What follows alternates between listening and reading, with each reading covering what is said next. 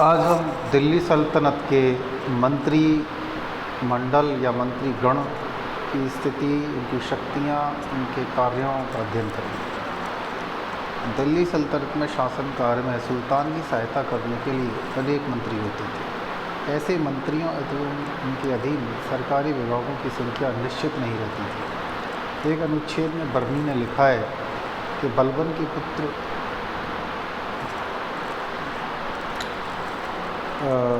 के पुत्र बुगरा खान ने दिल्ली में सुल्तान की गद्दी पर आसीन होने पर अपने पुत्र को किसी भी सलाहकार पर निर्भर रहने की सलाह दी थी। यद्यपि वजीर इन सलाहकारों में प्रमुख था, वह 4 विभागों का उल्लेख करते हुए 4 प्रमुख सलाहकारों के बारे में बतलाता है, किंतु 4 की संख्या केवल प्रतीकात्मक थी। विभागों की संख्या बदल सकती थी और बदलती रहती भी थी, और व्यवहार में सुल्तान ऐसे किसी भी व्यक्ति से सलाह ले सकता था जिस पर उसे विश्वास हो। इस प्रकार फखरुद्दीन पर बलबन और फिर अलाउद्दीन खिलजी दोनों को विश्वास था, जबकि वह मात्र दिल्ली का कोतवाल था। मंत्रियों को कोई परिषद नहीं होती थी, क्योंकि सामूहिक जिम्मेदारी की अवधारणा उस काल में अज्ञात थी। प्रत्येक मंत्री सुल्तान द्वारा चुना जाता था और सुल्तान की मर्जी तक उस पद पर बना रहता था। वजीर को सुल्तान का प्रधान सलाहकार माना जाता था। वह अक्सर समस्त शासन तंत्र पर व्यापक नियंत्रण रखता था, किंतु वह विशेष रूप से वित्त प्रबंधन के लिए जिम्मेदार था। वजीर की भूमिका, शक्ति और क्षमताओं के संबंध में काफ़ी कुछ लिखा गया है।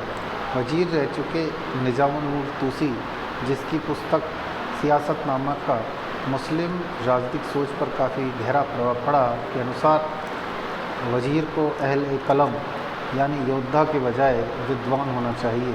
उसमें व्यापक अनुभव, विवेक और चातुर्य भी होना चाहिए, क्योंकि सुल्तान किसी विषय पर उससे सलाह ले सकता है। साथ ही उसे व्यवहार कुशल व्यक्ति भी होना चाहिए, क्योंकि उसे अमीरों को अपसंद किए बिना ही उन पर नियंत्रण रखना होता है। शक्तिशाली वजीर न केवल समस्त प्रशासन की देखरेख करते थे, अपितु सैनिक अभियानों का नेतृत्व भी करते थे। वस्तुतः जब सरकार के सैनिक स्वरूप पर जोर दिया जाता था, तब ऐसा होना अपरिहार्य ही था, किंतु एक शक्तिशाली शासक के अंतर्गत वजीर उतनी ही शक्ति का प्रयोग करता था जितना कि सुल्तान उसे अनुमति देता था। मुस्लिम राजनीतिक विचारकों ने यह कहते हुए उसकी स्थिति को सामान्यकृत रूप में प्रस्तुत करने की कोशिश की है कि वजीर 2 प्रकार के होते हैं। वजीर ए तफवीज़, जिसे अपना अधिकारी नियुक्त करने की शक्ति को छोड़कर असीमित शक्तियाँ प्राप्त होती हैं। वजीर ए तनफीज़, जो मात्र शासक की इच्छाओं को पूरा करता है, किंतु इसके कारण संबंधित समस्या का हल नहीं निकल पाया। वह सुल्तान एक ऐसा वजीर चाहता था जो इतना प्रभावशाली हो कि सुल्तान शासन के दैनिक दायित्वों से मुक्त रहे, और किंतु इतना शक्तिशाली भी ना हो कि सुल्तान को विस्थापित और महत्वहीन कर दे। इस समस्या को सुलझाने के लिए अनेक प्रयोग किए गए।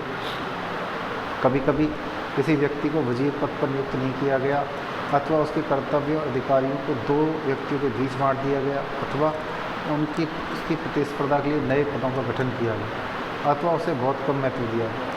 मोटे तौर पर कहा जाए तो ये प्रयोग 13वीं सदी और 14वीं सदी के प्रथम चंद्रवंश में किए गए। लोगों का शासन आरंभ होने पर वजीरों की शक्ति और प्रभाव में काफ़ी वृद्धि हुई।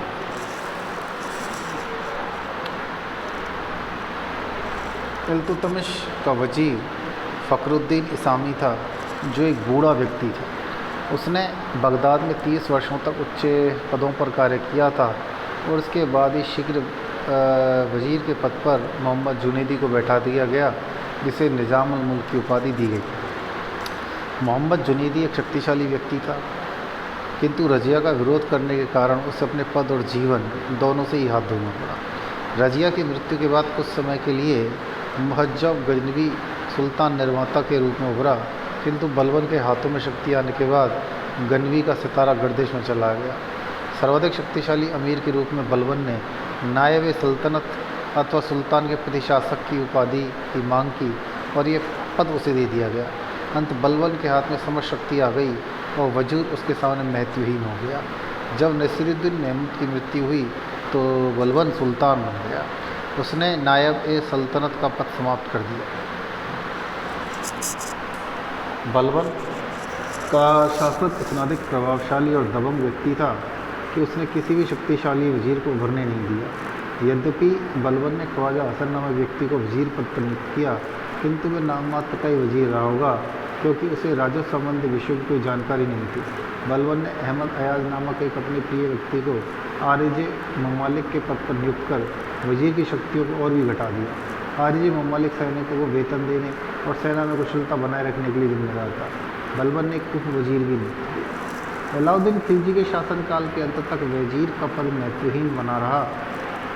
बलबन के शासनकाल में ख्वाजा खतीर एक उप वजीर था जो राजस्व विशेषज्ञ था, और जलालुद्दीन खिलजी के शासन में कुछ समय तक ख्वाजा खतीर ने वजीर के पद पर काम किया, किंतु शीघ्र ही उसके स्थान पर सुल्तान के भाई नुसरत खान को वजीर बनाया गया।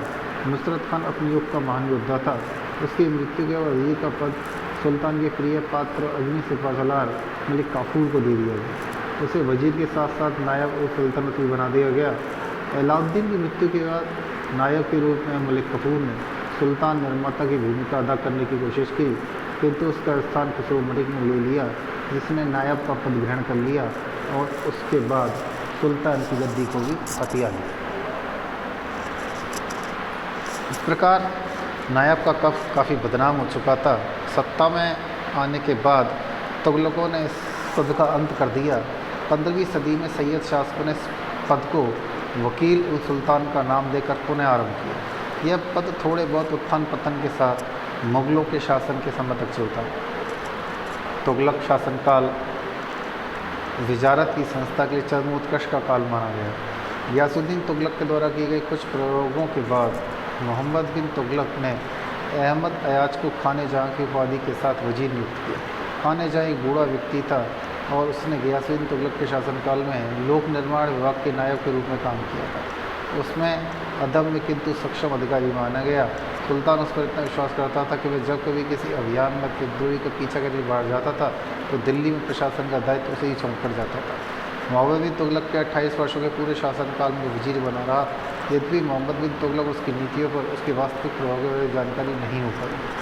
उसने अपने समर्थकों का एक दल बनाने का प्रयास नहीं किया और ऐसा नहीं करने दिया गया, जिसके कारण जब मोहम्मद बिन तुगलक की मृत्यु के बाद दिल्ली में सुल्तान की गद्दी पर अपने पसंद के व्यक्ति को बैठाने का प्रयास किया तो वह बुरी तरह से असफल हो गया। फिरोज तुगलक ने इस्लाम कर चुके एक तेलंग ब्राह्मण खाने जहाँ मकबूल को वजीर नियुक्त किया, जो पूर्ववर्ती वजीर का नायब रह चुका था।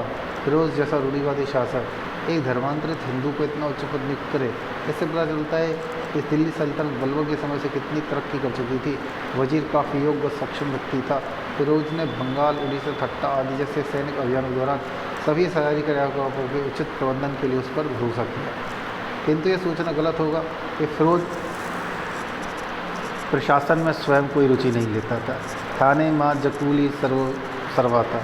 इस प्रकार जब वजीर और महंग के क्षण ए मारू के बीच काफ़ी तनाव पैदा हो गया तो वजीर ने उसे स्थानांतरित करने का प्रयास किया तो फिरोज ने हस्तक्षेप किया और उनके बीच में एक सौहार्दपूर्ण समझौता करा दिया। इसका यह तर्क उचित प्रतीत होता है कि खाने जहाँ की सफलता प्रतिद्वंदी शक्ति के रूप में कार्य करने में नहीं अपितु फिरोज के सहयोगी के रूप में कार्य करने में निहित थी। जब 18 वर्षों तक वजीर पद पर रहने के बाद 1368-69 में खानेजा मकबूल का निधन हुआ तो पूर्व समझौते के अनुसार उसके पुत्र जौना खान को उसके पिता के स्थान पर वजीर बनाया गया। उसने भी खानेजा की उपाधि प्रदान की गई।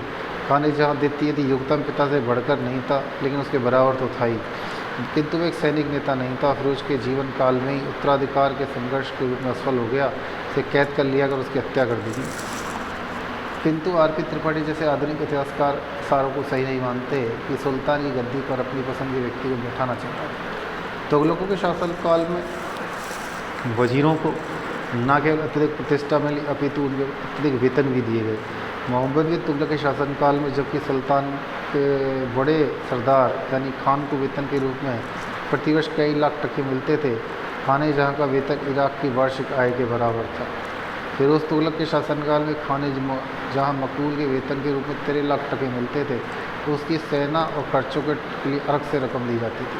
उसके प्रत्येक पुत्र को 11,000 टंके, प्रत्येक दामाद को 15,000 टंके के वेतन के रूप में दिए जाते थे। यही कारण था कि खाने जहाँ सुल्तान के को प्रतिवर्ष 4 लाख टके मूल्य के उपहार भेंट किया करता था।